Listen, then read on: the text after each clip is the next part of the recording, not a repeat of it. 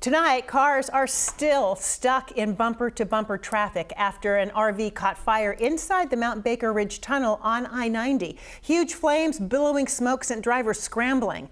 This is King 5 News at 5 o'clock. Thanks for joining us. I'm Joyce Taylor. King 5's Christian Balderas is live along I-90 tonight. So, Christian, what's happening there right now?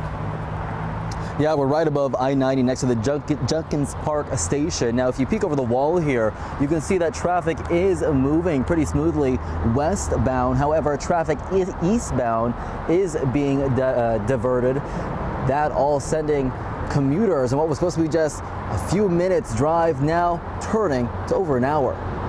For barista Louis Moneda, I should have been pulling into work about 2 minutes ago. The commute to work is going to be long. Just came through.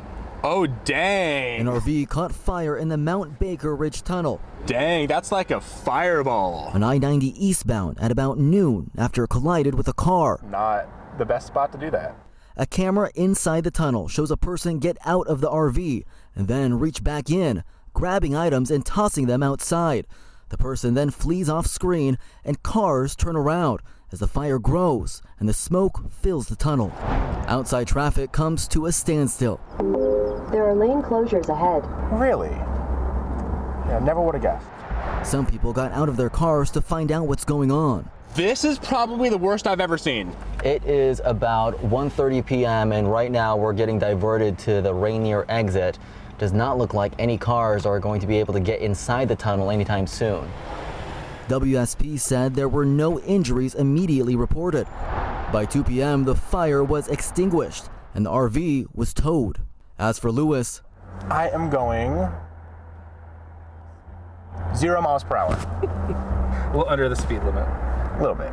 He's still got a closing shift ahead of him. Nothing I can do about it. I'm just here.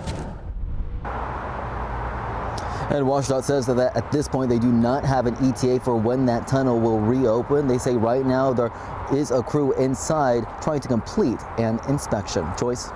You know, you mentioned the fires out, but that video showed that huge blaze forcing cars to turn around, which we have hardly ever seen. So what safety measures are in place inside those tunnels? Yeah, Joyce, well, WashDOT says that there are ventilation fans inside. Also, that firefighter foam was deployed to put out that fire. That foam is housed inside the tunnel. Also, we saw sprinklers go off in that video. Now, to what extent any of this is automatic, we asked WashDOT. They have yet to get back to us on that. We also asked them if everything went according to plan and have yet to get an answer. Joyce? Christian reporting live for us. Thank you so much. We want to bring in Ashley Ruiz now, tracking the traffic impact after this RV fire. Ashley.